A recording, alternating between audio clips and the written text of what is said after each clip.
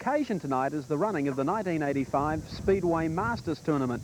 It's a little different from your normal motorcycle meeting where you expect to see 4 riders in a scratch race or maybe 6 riders in a handicap race.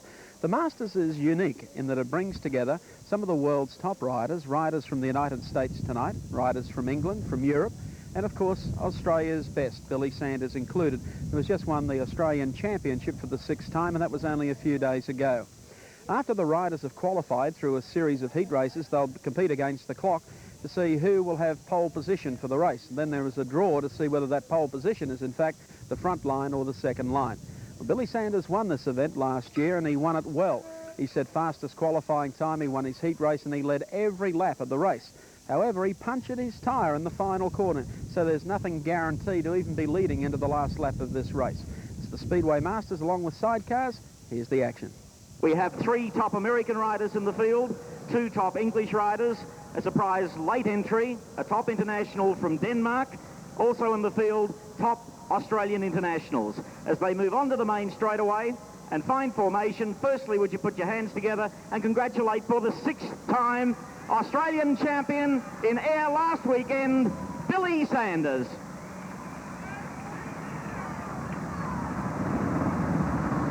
All the riders you'll be seeing in both the international events as well as the junior ranks tonight are now on the circuit parading before you.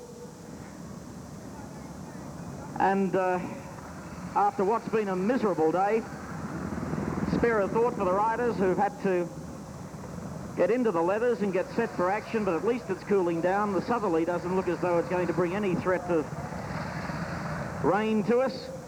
So the stage is set for what should be a champagne night of international solo racing and some very exciting sidecar competition as well. As the riders circle before you, ladies and gentlemen, this might be the most appropriate time to ask you to be upstanding, as is tradition at Liverpool City Raceway, to officially commence proceedings with the playing of our national song, Advance Australia Fair.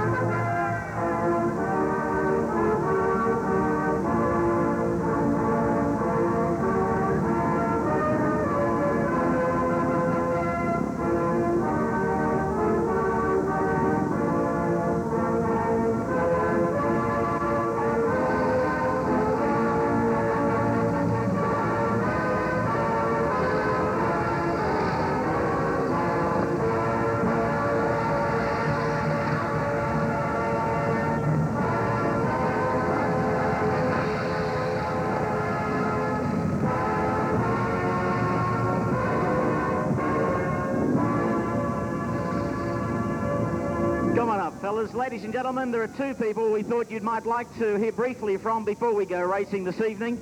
And with due respect to our American visitor, and it's great to see him back in good health after a pretty horrendous accident here a short time ago, I think the first person we should talk to is the fellow who's done so much for Australian Speedway last Saturday night at Ayr Speedway in Queensland. For the 6th time, he took out the top prize in Australian Speedway, the Australian Championship, and as you may recall, he has won the New South Wales title on 8 consecutive occasions. You can't ask for better than that. Our own world finalist, welcome back Billy Sanders. Well done. Just tell us briefly, what sort of meeting was it for the Australian title? Well, it was a very hard meeting because, as everybody knows, it was a World Championship qualifying round with only 2 guys going through. A lot of desperate riding. I've done a few desperate things myself, but everything worked out all right and turned out pretty good in the end. Well, we were saying only a couple of weeks ago, we'll have a yarn, Billy, that you've had a lot of highs and lows in 1984. 85 has kicked off to a healthy start. You seem to be in good form. Machines are riding up to your expectations. Tonight, I think, would be an important one psychologically for you before the European season starts against seasoned internationals to put your stamp of authority on solo racing again. Well, that's right. I mean, there's a lot of money at stake tonight, and everybody's going to be going for it. Especially these American guys. I know they're getting, starting to get a bit hard up. They've been away from home for a while, and no, there's going to be some good racing tonight. But you know, you got to go for it. There's a lot of pressure on me, I suppose, because I'd like to win here in front of my home crowd and, you know, just see how I go anyway, so hope for the best. All right, the very best of luck. Top ambassador for Australia, Billy Sanders. And now, the fella I'm glad to be able to shake hands with, oh, he's still got the left one strapped a little. He took a very nasty tumble here at Liverpool City Raceway a couple of weeks ago. Ray Palmer following behind, couldn't do much. A chain snapped with Bobby's bike, went over the top, and helmet was creased by the bike of Palmer's. We thought you were down for the count. Jumped up and then down to Liverpool Hospital for a check over. You okay? Everything was fine. It checked out okay. It was just a bruising of the wrist. It still hurts today. I mean, you don't really feel it when you're racing, but when I'm in the workshop working, it does hurt. But, hey, it's part of the job. What's the worst tumble you've taken? Well, that possibly must rate as one of the better ones because I got my head run over, and that doesn't help. The helmet really did its job, and I appreciate having that Bell helmet on. It really did save my life. I guess that we've all had a few of them, but we try to forget the bad ones. Okay, let's just talk briefly before we line up for the first heat this evening, before you line up for the first heat this evening. The format is somewhat different in as much as a lot depends on the two heats you'll compete in. Then we have the possibility of an inverted 5 start for the 10 rider, 10 lapper, so you could, by the luck of the draw, wind up either position 1 or 5 from the start. And also a lot of points, 15 points in fact, go to the fastest qualifier. Second gets 14 and so on down. Have you raced in that sort of format before? Just last year when I raced here, it was quite exciting. I must admit it was a bit difficult for me to understand at first because we're so used to the basic programs, but once the end of the night and I worked it all out, I think I'm ready to get it all figured out this year. All right, we wish you the very best of luck after an oppressively hot day. I thought it might have been the first Speedway meeting was cancelled because it was too hot instead of rain. But we've got it here now, and it's cooling down. It looks like the southerly won't affect us anyway whatsoever. We thank the people who've taken the trouble to come out and wish every rider safety and success. Would you also thank both Bobby Schwartz and Billy Sanders for dropping by to talk to us? Masters Heat 1 from the inside, Peter Carr of England, Rick Miller of America, Ian Wedgwood and John Walsh. Off and racing, and it's the American flyer, Rapid Rick Miller, who leads them down into the back straightaway. One down on the first turn was Johnny Gosh. Miller lines up for turn number 3. Close at hand is the young rider, Peter Carr.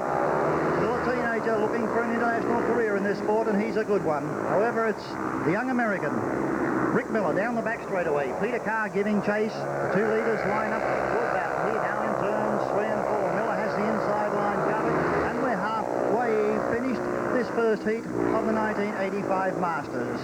Back straightaway. Carr pulls up onto the wide outside line, this time trying for a rim run around Rick Miller. Can't do it. And the teenage American, Rick Miller, heads them here in the final lap at the place of pace. Peter Carr in second spot. Holding down third is Ian Wedgwood. Down into the final corner. And it's Rick Miller of America who's going to win this one from the English rider Peter Carr. Rick Miller to the wire. Peter Carr places second, and third home, Ian Wedgwood. Finn Jensen in position. Dave Mills, Mick Poole, Sean Moran. Ready to go. Once the tapes go up, it's a matter of reaction and then traction. Sean Moran, outside, gets off to a good start. Look at him come down track quickly. 4 into 1, turn 1, back straight away, and American Sean Moran heads the parade. Mick Poole is in second spot. Third is from Denmark, Finn Jensen, and tailing out Dave Mills. 1 lap down and 3 to go. A wheelie from the race leader, Sean Moran, rides centre track into the back straight away and doing it comfortably. In fact, doing a couple of wheelies on purpose. Seems to be very comfortable out in front. In trouble was Mick Poole, went to the top of the track and allowed Finn Jensen of Denmark to come through and claim second spot. So America, Denmark, Australia. That's the order as they move down the back straight away. 1 1/4 laps remaining in heat number 2. Paying 6 points for a win, 4 for second, 2 for third, and 1 for fourth. Coming up later in the program, we'll have 1 lap flying for qualifying, and it'll pay 15 points towards the 10-rider, 10-lap final with $1,500 at stake. It's front wheel up in the air and an easy win for Sean Moran of the United States, defeating Finn Jensen of Denmark with third placing to Mick Poole. The race time was 58.69. 58.69. in the starter's hands, waiting for the green light to come on, which alerts the riders to the fact that a start is imminent. Almost through the tapes was Brian Nixon. Has to back up a bit. Now positioned. We should have a start. Up go the tapes. Inside, outside as expected. Move off quickly. Bobby Schwartz in front as they go to the back straightaway. Unfortunate for Eric Monahan. The bike was not ready to race and he drops out. He's now a good 200 metres off the pace. Up the main straightaway. The race leader is Bobby Schwartz, but surprisingly Chris Watson is not letting him get out of sight. Down the back straightaway in third place is Brian Nixon. Schwartz taking it comfortably, not overdoing it this time. As I mentioned, he took a nasty tumble here in his last ride. That was 2 weeks ago. Now he's just doing all that's necessary to stay in front. Chris Watson got a little out of shape as Brian Nixon kissed the white line, the outside perimeter of the circuit. The yellow flag flying. Won't be a record-breaking time. The track after such a hot day is holding together very well. Digging in the steel-plated left boot to guide the bike towards turn number 3. The young American who's #1 in California in 84 and 85. Bobby Schwartz records an easy victory. Second placing in the event going to Chris Watson. And surprisingly, after almost stopping, Eric Monahan managed to come back to claim third. We have a green light situation now. Ready for the start. Off they go. Oh, look at Sanders. Billy Sanders just cruises from the outside, takes the line he wants with all the time he needs, and moves down the back straight away to open his racing account for tonight. Sanders would love to go through unbeaten in his 2 heats and also pick up 15 points a little later when it comes to the fastest one-lap qualifying. Moving on to the back straightaway, second place is Stephen Payne. Third is a bit of a battle going on between Scott Humphreys and Jeff Dole. Back towards the straightaway, watch the style of Sanders. Not under any pressure whatsoever. Of course, the 4 winners now in heats 1 to 4 have had a fairly easy run. Things will become a little tighter as they move towards the pot of gold, or to be more accurate, the $1,500 first prize for the 10-lap marathon. Sanders goes down the back straightaway. Stephen Payne just about to lose sight of Sanders as he goes through turn number 3. Running in third place is Jeff Dole and tailing out Scott Humphreys. There's the victory. Billy Sanders home first, untroubled, defeating Stephen Payne. Third placing in the event to Jeff Dole and Scott Humphreys. Debuting in international company comes home in fourth place. 58.20 the time recorded. In the junior ranks from the outside, Darren Bucock has begun well. He leads the middle of back straightaway. Paul Burton's up in second spot. Ray Tapp holds down third, and Frank Roderick is fourth. Doing it very wide is the Kiwi, Stephen James, obviously used to a larger track.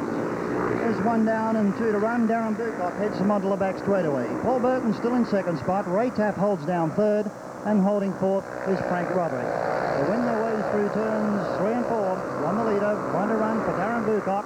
Here's the battle for third. Ray Tapp with Frank Roderick not far behind him as they win their way into the back straightaway. Up front, however, little Darren Bucock still out in the lead, being challenged by Paul Burton here on the final corner, but it's going to be Bucock down to the wire. Second placing goes to Paul Burton, third to Ray Tapp, and fourth home. Very close between Frank Roderick, and finishing quickly was Peter Sagas. From the inside, Sydney side of Stephen Payne, Brian Nixon from Taree, Finn Jensen of Denmark, and the teenage American, Rick Miller, who could well give the final a real shaking here tonight. Set for a start.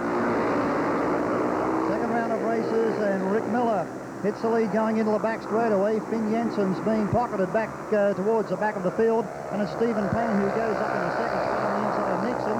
Nixon's headed for the hills over the outside line, and that allows Finn Jensen to come through into third spot. 1 lap down, back straightaway. Out in front, American rider Ricky Miller. Stephen Payne's in second spot. Holding down third is the Dane Finn Jensen at the halfway mark, and he's good. Ricky Miller chased Billy Sanders all night here just before Christmas, and he's riding well here again in the Masters. Comes off turn number 4 in fine style, pick over the shoulder. He knows he should win it. Rick Miller up front. Stephen Payne riding better tonight. Hits the back straight away and still in contention for this one. Miller won't have to ease too much because Payne has the throttle on down in the third and fourth turns. Up turn number 4. Teenage American to the wire. Ricky Miller first. Stephen Payne of Australia second. And third goes to Denmark's Finn Jensen.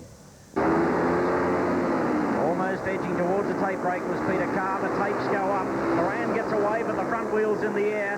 Diving down underneath him is Carr. Carr really putting it to Moran as they go down the back straightaway. Moran startled a little by the aggressive nature of Englishman Carr's riding, and Carr's riding is paying off as he comes to the straightaway in front. Trying to get into the act was Chris Watson, and almost brought himself undone as they go to the back straightaway. Look at this match race we've got in our hands now. England and America. It's Peter Carr in front. A bit of cheeky riding got him there, and now it's the American coming back to pay him back in spades. The two of them go to turn number 1 once again, and onto the back straightaway. It's Peter Carr showing Sean Moran the way around the 320-metre Liverpool circuit. There's still one left to go if Moran has got what it takes to catch him.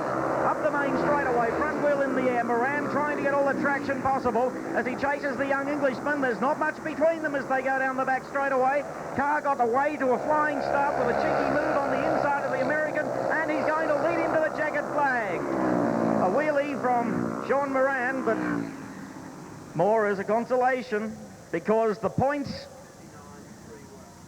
in the time of 59.31 go to Peter Carr. Let's hear it, the most spirited ride of the night. He's going from gate number 3 in the white helmet colour. Watts, in fact, is the best to begin, but hits the lead just in front of David Mills. Humphreys has a good line on the outside if he can carry on. He can't, and drops back in the last spot.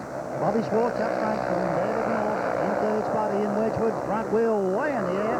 Wedgwood disappears from screen, and that's him still lifting the front wheel as he makes his way into the first turn once more. Bobby Schwartz still out front. David Mills in second spot. Scott Humphreys maybe tailing the Internationals, but not entirely out of his depth. The halfway mark, however, Bobby Schwartz still well clear. Here's the battle for third spot. Humphreys being caught by the experienced Ian Wedgwood, but Humphreys going on with the job and retains his third down the back straightaway. Bobby Schwartz now with 1 lap to run in this 7th heat. Hits the back straightaway clear from David Mills. Bobby Schwartz is going to continue his unbeaten run here tonight at the place of pace. Really hooked up, front wheel in the air. Spectacular stuff on turn 4. Bobby Schwartz to the line.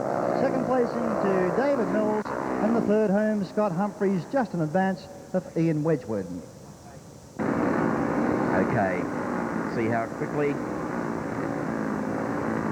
the individual's reaction time is once those tapes lift. Up they go. Sanders was looking to the right, as a result got off a little slowly, and he's got competition going onto the back straightaway. He's got the best line down the back chute, but the opposition won't leave him alone. Eric Monahan of England is taking the high road, Sanders on the low road, and that always pays off. The lower you ride through the turns, the less ground you cover, and that's been proven by Sanders. Although as they go to turn number 3, it was a good start by Monahan. Looked as though he was going to give Sanders a run for his money. He's now running hard, but running in the centre of the track. A much more heady ride coming from Sanders, only doing what's necessary. Little glance behind to see where the opposition is. Not in contention at this stage. There's the yellow flag. Sanders first to greet it. Still in second spot is Monahan. Running in third is Mick Poole, but out of any show of filling a second spot. Final corner. It's been a good 9th of January so far for Billy Sanders. He cruises to win number 2 on the night. This time defeating Englishman Eric Monahan. Third to the checkered flag, Mick Poole, and tailing the field, John Gosch. 58.86 seconds. McCurtain, national champion, going for position 2, Joy and Griffiths. George happy for the formation. McCurtain just edging forward. Settles back once more. This time we have a start. Green light is shown. It's McCurtain who heads them down into the first corner. Settling down in second spot is Darryl Mitchell. Greg Griffiths in a ton of trouble back in third. And coming by the high line was Dennis Pobjoy. Phil McCurtain and Dennis Potts out front. Spectacular side here at the place of pace. Still in second spot is Darryl Mitchell. And holding down third is Dennis Pobjoy. Back straight away, McCurtain has the advantage. Closing up for second is Pobjoy. Throwing out the challenge now to Darryl Mitchell. Mitchell drifts a little wide. Let's watch this for second. And Pobjoy himself overcooked it a little coming onto the straightaway. Well, 2 down. Lap and a half remaining. Phil McCurtain up front. In second spot is Darryl Mitchell. Holding down third is Dennis Pobjoy. There's the flag with 1 to run. McCurtain the leader. Mitchell still in second spot, and holding down third is Dennis Popjoy. Back straight away, final lap. It's going to be a good one for Phil McCurtain, the national champion. In form here tonight at the place of pace. McCurtain to the checkered flag, a winner. Second spot to Darryl Mitchell, and third home is Dennis Popjoy. Heat 2 of the sidecar scratch races. Trelaw and Braddock to battle out this one from the inside. Hughes begins well on the outside, and right around on the run into the back straightaway was Braddock, but he leads Hughes, and Trelaw's struck trouble. He's dropped out of things, and Doc Fulp is third. Heath Braddock, much improved rider, heads them at the end of the first lap. In second spot is Alan Hughes, and holding down third is Doc Fulp. Good shot. Heath Braddock. Zach Hogan really crossed up, going into the back straightaway. Hogan at work, gets down on the side of the machine as they swing through turns 3 and 4. Nice high line off the corner, at the halfway mark from Braddock. Hughes has struck trouble, and Doc Fulp comes through at a second spot. Hughes re-challenging on the inside in this battle for second and third. We're watching Braddock, bit of action going on behind him as Hughes and Doc Fulp really serve it up, coming into the main straightaway on the second last lap. Up front, however, it's Keith Braddock, leader into the back straightaway. Doc Fulp's in second spot. Alan Hughes holds third. It's going to be a comfortable win for this combination. Keith Braddock and Zach Hogan down to the wire. Keith Braddock goes on to win. Second spot going to Doc Fulp, and third goes to Alan Hughes.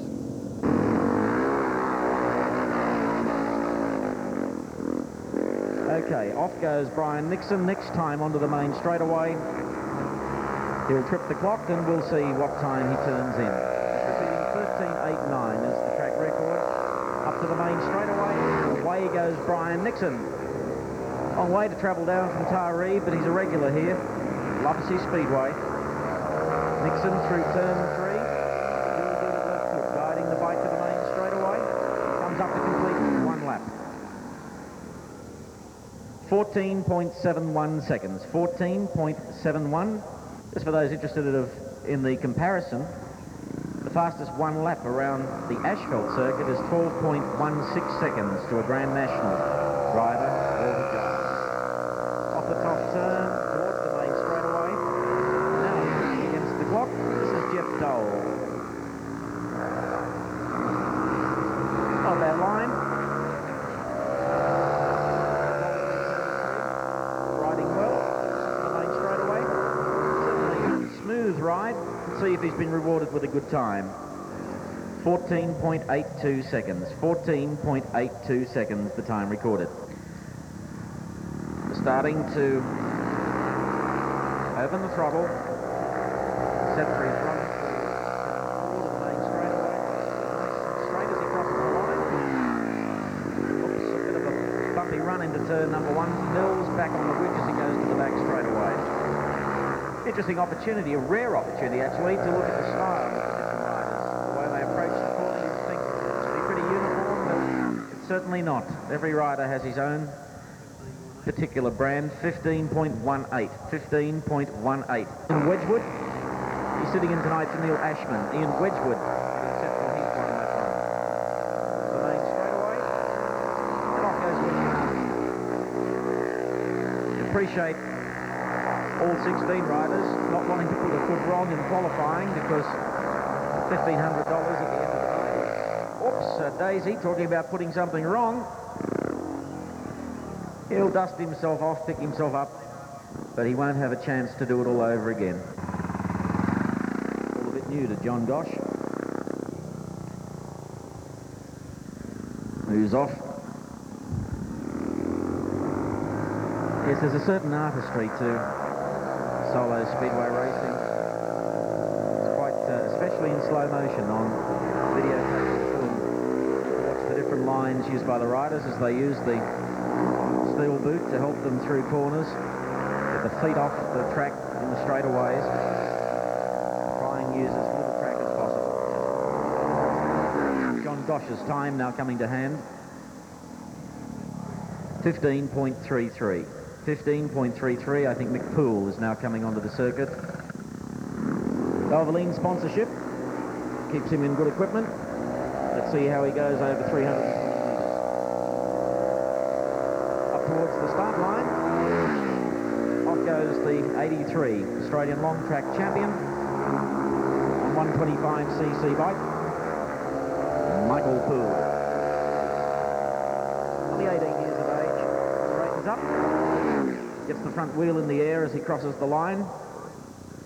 14.72 for Mick Poole. Chris has had a few falls. He's also had a few wins. He's got a big heart.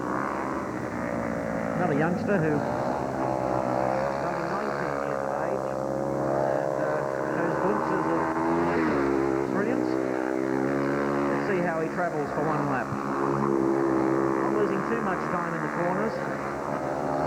Turn 3, drifts up a bit high, fighting the bike as he comes to the straightaway. High. Chris Watson's time, 14.49. That would be the quickest time so far, 14.49 seconds.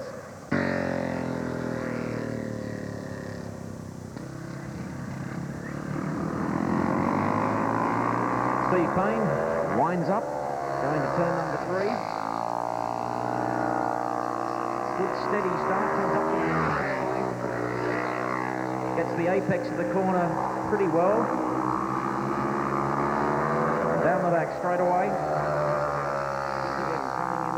Difficult corner, that number 3 and 4 turn. Deceptive corner. 14.44. 14.44 seconds for young Steve Payne. Here's a youngster. 3 meetings under his belt at Liverpool City Raceway. In fact,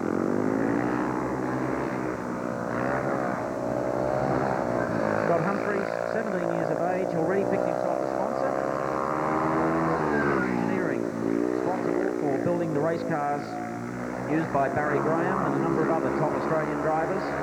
David O'Callaghan, like the as a rider, decided to buy him leathers and help him go racing. The first time he's ever run against the clock. 15.16 seconds. So the time should start to decrease as the experienced riders, those with international experience, take to the track. Gearing up. You just notice the extra horsepower going into the corner. Opens it up in the back straight away. Let's see how he attacks the apex of that corner. Stays centre track, relies on horsepower to drive him to the main straightaway and the checkered flag. Eric Monaghan's time, 14.61. 14.61, Eric Monaghan's time. Finn Jensen from Denmark. Ollie Olsen, named synonymous with Liverpool City Raceway and World Championship wins. Finn Jensen, rider with good credentials. Get rid of the jet lag and I think he'll be a strong performer and he'll become a regular here at Liverpool. Main straight away. Finn Jensen's time for you in just 1 moment. 14.18 seconds, fastest time so far. 14.18. Peter Carr rides for Bellevue. Loves small tracks. There would be more at home here at Liverpool than most Australian circuits. Carr, power drive through turn number 1. Nice cornering on that occasion. Let's see how he handles 3 and 4. Goes in low, drifts up track, stays down low. Front wheel off the ground. Peter Carr's time coming to hand. 14.39. 14.39. Rick Miller just completed his first season in England, so he knows what small track racing is about. Another West Coast rider. Those of you who do remember solo racing, the 60s at the showground, very rare you could see any American who could stay on 2 wheels. Certainly changed in the last decade. Onto the back straightaway goes Rick Miller.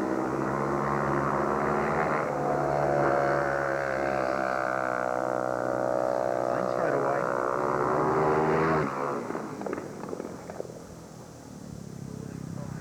14.58 seconds. 14.58 seconds. For track record is 13.89 seconds to the credit of Billy Sanders.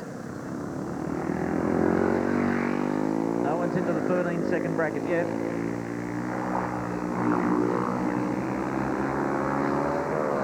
Sean Moran. Third last qualifier. Moran carrying number 1, goes to the back straight away. Riding tucked in as he moves to the straightaway. Across the line. 14.18 seconds. Good time. 14.18. That's equal first. Now coming onto the track, the man who won half of the World Pairs winning team for the United States here at Liverpool a few years ago, and unbeatable on the west coast of America in the summer of '84. Bobby Schwartz comes up to acknowledge timepiece. Whoops. Back straight away. Every fraction of a second counts. Keeping the power on all the way. He'll have his time in just 1 second. 14.49. 14.49. Last to qualify, the man who holds the track record and also carries our hopes for a world championship yet. Billy Sanders. If Billy can just get into the 13s, make him by far the quickest rider on the night. Billy wants the $1,500 prestige, and the name managers say. Fastest time on this lap, he'll pick up 15 points. On top of the 12 he already has for 2 wins this evening. Return Sanders employing a style he's known for a decade. This is at Liverpool. Fastest time, 14.07 to Billy Sanders. We saved the best till last. Scott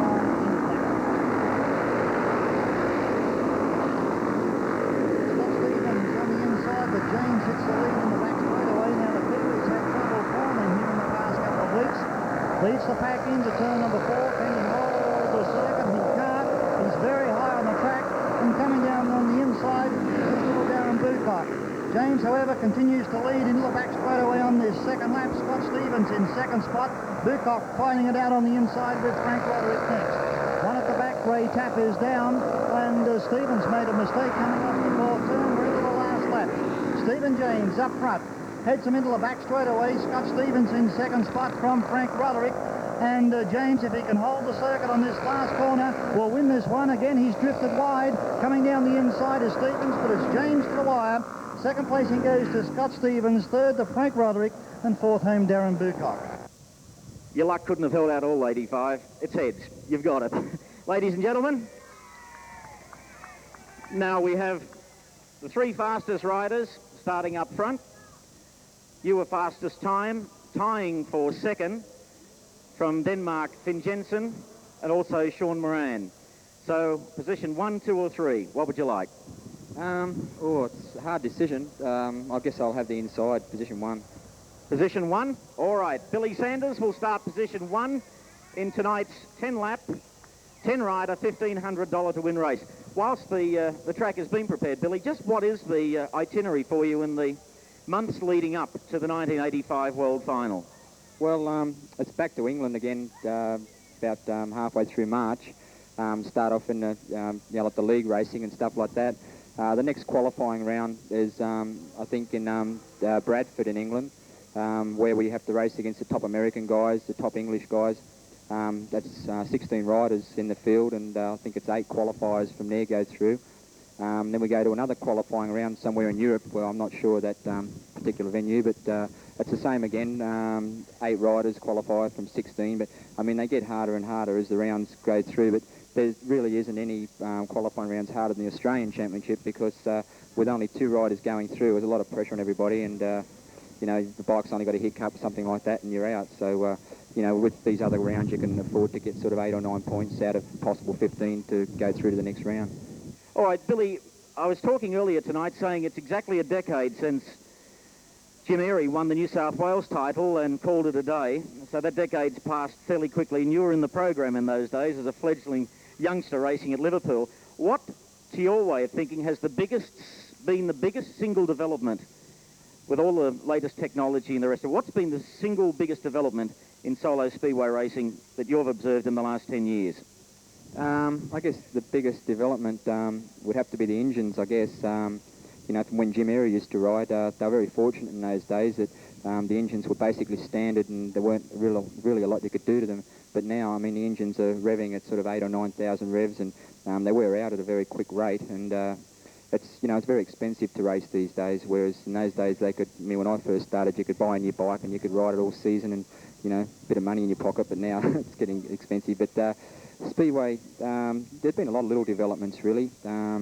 It's hard to put your finger right on one major one, but it's got very fast over the years. I mean, we're clocking around a lot quicker now than we were back then. But I mean, I wish we could just go back to the old days and run stock standard motors all the time, make some money again.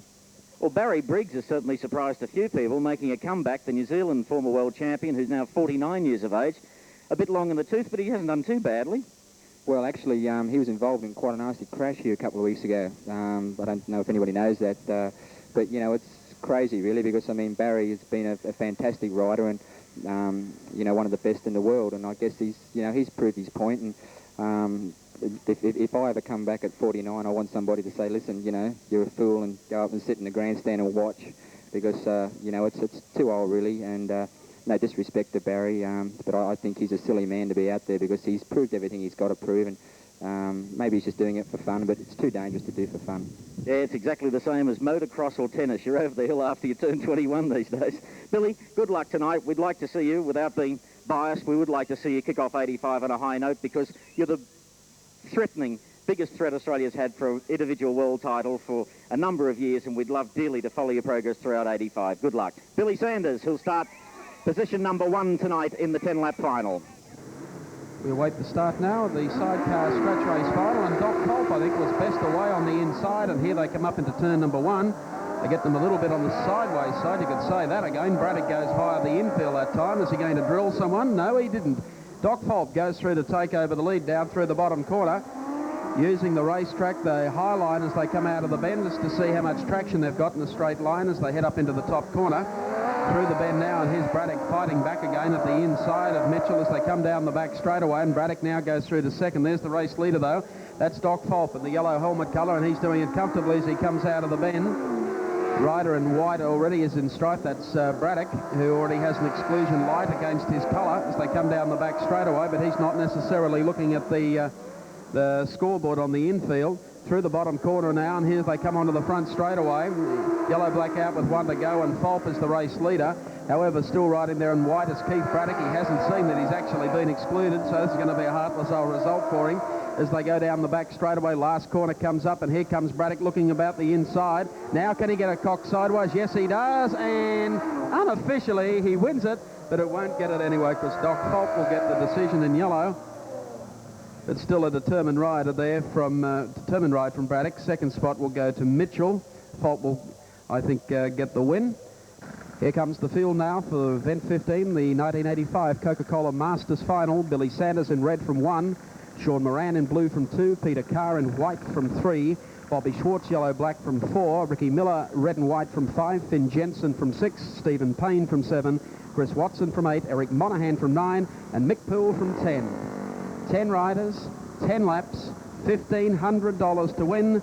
Billy Sanders moves up on the inside, starting in the red helmet colour, looking for his second straight win in the Masters Classic, having won it last year. All is set now for the 85 Masters. They're racing, and Billy Sanders gets away smartly, going down into the bottom corner. Sean Moran going out after him as they move on to the back straightaway, and here they come. Just look at the field as they come up into the top corner with Bobby Schwartz making a good move behind Sean Moran. 1 lap completed, 9 to go. Down into the bottom corner, Sean Moran moving in on Billy Sanders, then going out on the outside as they move on to the back straightaway in the red and white was Ricky Miller making a good move, and Peter Carr is up amongst them as well. 2 laps down and 8 laps remaining.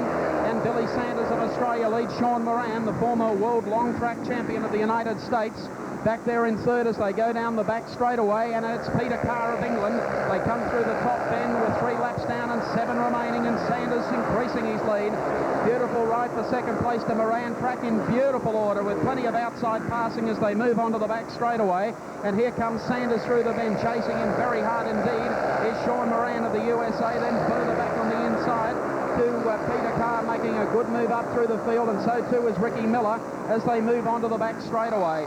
Sanders still clear. There's the battle for second and third as they head down the back straightaway, but Sanders is coming across the strike now, and he's 4 laps into the race with 6 still to go.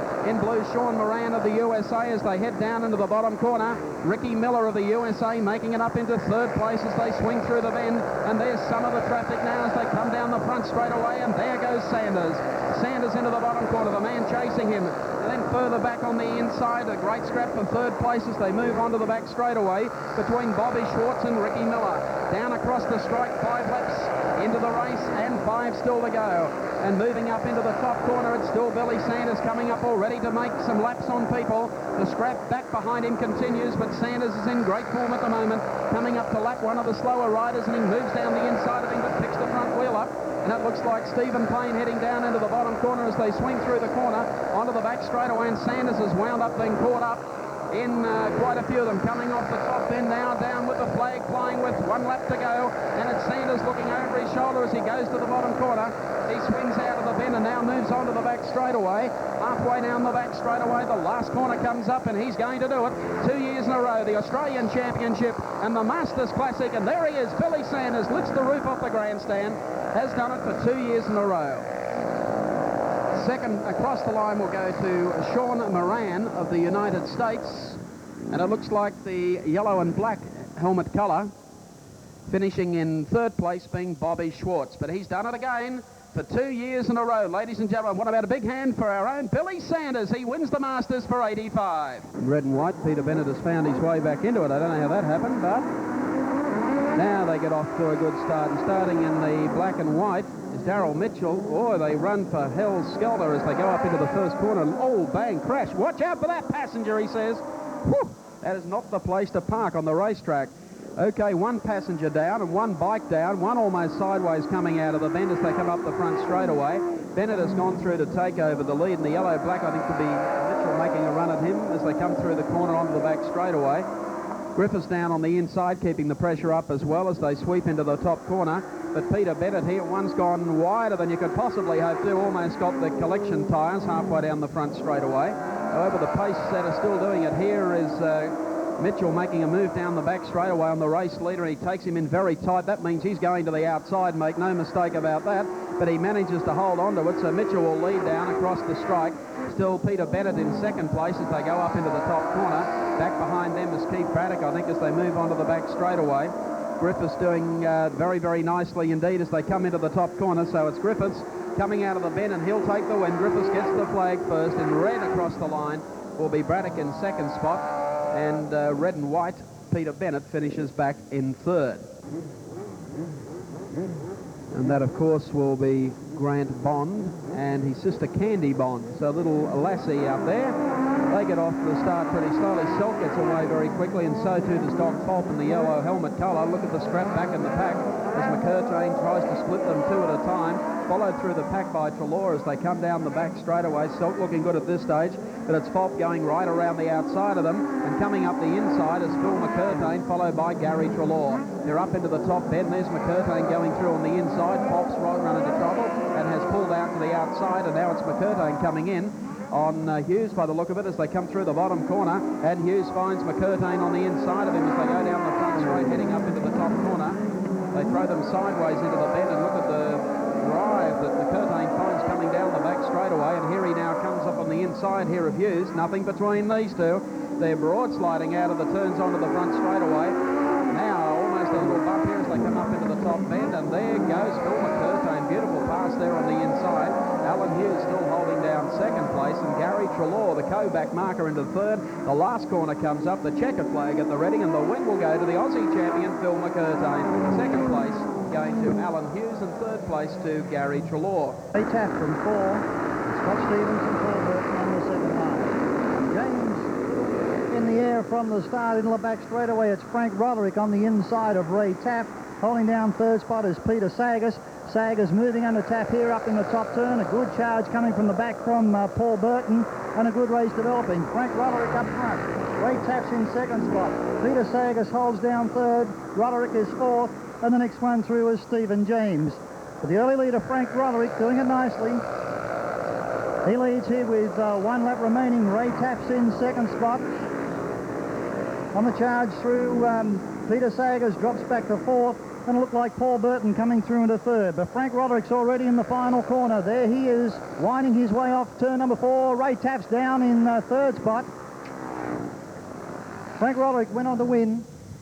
The 3 riders moving to the presentation area see a lot of each other on the winner's dais from time to time throughout the Australian summer season, and certainly throughout Europe and the quest for the World Championship. It was a good result tonight. One of the biggest paying individual races ever held in Australia for solo racing. The payout for that 110 lap race, $3,600. Third place, still getting over the hand injury he suffered in the nasty tumble at this circuit a few weeks ago. Filling third, the man who at Liverpool won the World Pairs Championship for the United States a few seasons ago. A beautiful trophy and $500. Put your hands together and congratulate Bobby Schwartz. Thanks, Steve. Well, thank you very much. I really appreciate it. I'd just like to thank you all for coming out tonight, and I just hope that next year I can come back and possibly beat Billy. He's hard to beat around here, but we're going to give it another try. Nicely said. Bobby Schwartz. Second place in the Coca-Cola Masters for 1985, a rider who has certainly lived up to the reputation which preceded him. Another beautiful trophy and $800 for second prize to America's Sean Moran. Well done, Sean. Thanks very much. Thanks. I'd like to repeat what Bobby said. I'm glad everybody could come out tonight. I had a great meeting. Unfortunately, I got second. Billy's a hard guy to beat, especially when you're behind him. But I can only hope for next year, and thanks for being out here. Good one. Sean Moran, second place getter. And, of course, we reserve the best trophy to the Australian champion, and with it a cheque for $1,500. Winner of the Masters, Billy Sanders. A popular victory, too. Yeah, thanks a lot, Steve. Well, I'd just like to thank everybody for this, really great reception. I tried hard tonight, and, everything worked out really well for me, and I'm over the moon. Good one. We hope 85 continues in this vein for you. Ladies and gentlemen, just finally, would you congratulate the 3 place getters? Billy Sanders, second year in a row, winning the Masters at Liverpool City Raceway. Be ready, and they are racing, and they get away going up into the first corner as they head up into the bend. Whoa! Hey! Said you're not supposed to do that. But the red lights will come on just to make sure that everyone is quite okay. So black and white to line up with Grant Bond. Red and white with Peter Self. Yellow with Doc Pulp. And look at Pulp get out. Can he turn it as they come to the first corner? Pulp goes in sideways. Bang. Oh, he said there's another 2 down. Up in the bottom corner, and they managed to get out of harm's way up in the top bend. Not really showing too much caution for the racetrack after a light spray as they head up into the top corner, but Doc Pulp making no problem about this. He drifts to the outside, would you believe it? And then coming straight down on the inside. And the blue helmet car looks like Peter Bennett as they come through the bend. Bennett comes down the front straight going up into the top bend. And the only one still running in this one in the red and white is, of course, Peter Selk. It's not going to make any difference. The yellow about ready to come out as they come through the bottom corner. Out there with the blue helmet colour, Peter Bennett going up into the top bend. Others through Misadventure have found a little parking bay on the infield. But the black and white ready to come out now. And you must say he's a survivor because he's lasted where the others fell. Peter Bennett takes the sidecar consolation race.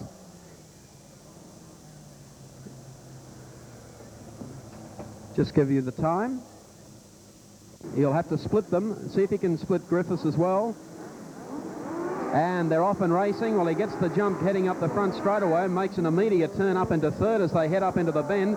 Then carries on with Griffiths and gives Griffiths a solid working over as they come down the back straightaway. Griffiths tries to race him into the bottom corner and does so too. McCurtain coming through the bend, one almost around sideways quarter again as they come down the front straightaway. And in the white helmet colour, it's Darryl Mitchell going up into the top bend, leading nicely as they come through onto the back straightaway. Griffiths in second spot, then the Aussie champion Phil McCurtain in third as they come down into the bottom corner. And McCurtain now looking for an inside pass as they come down the front straightaway to the top corner. And here is a challenge coming up on the lead at the second spot as they come onto the back straightaway. Nothing between them. Look at the battle for the lead.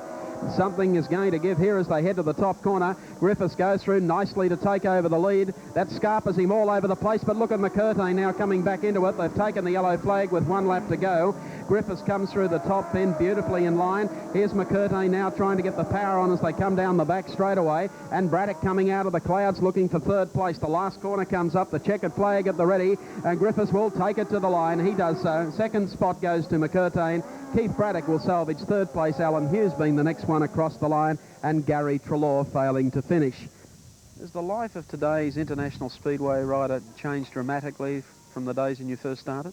Well, not really. It's still a fairly hectic life, always living under pressure, you know, because, I mean, you know, last week we had the Australian Championship, and then here you are again in front of your home crowd, and you've got to prove it again, and, you know, you've always, week after week, you've got to prove yourself, and it's difficult, you know, but I enjoy it.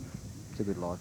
Well, let's take us back to the Australian Championships held at Ed. Is that the furthest you've gone for an Australian Championship by road? Yeah, by road it is. It's a hell of a drive. I mean, when you get to Brisbane, you're only a third of the way there. You know, it is a long way, and, you know, to do it professionally, you have to drive because you get so much equipment it's impossible to air freight it up there.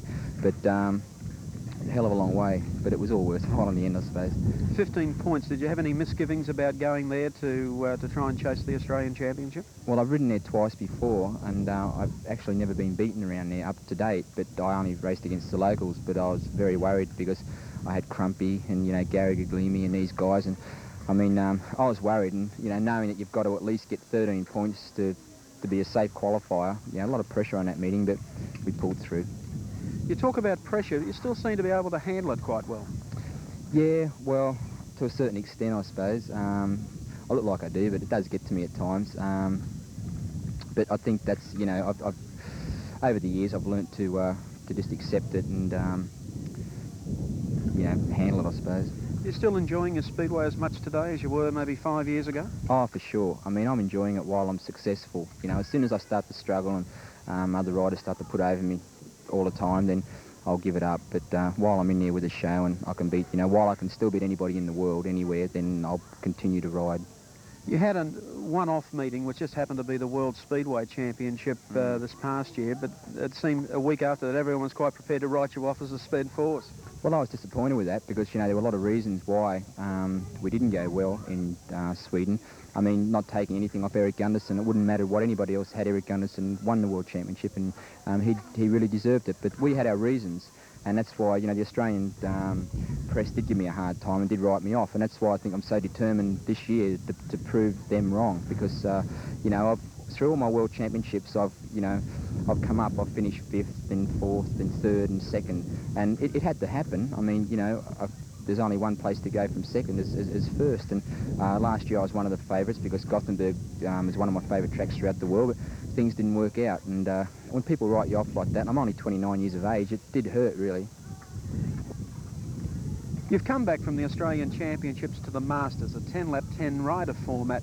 Is it something that's a little different that a rider treats differently to a normal meeting?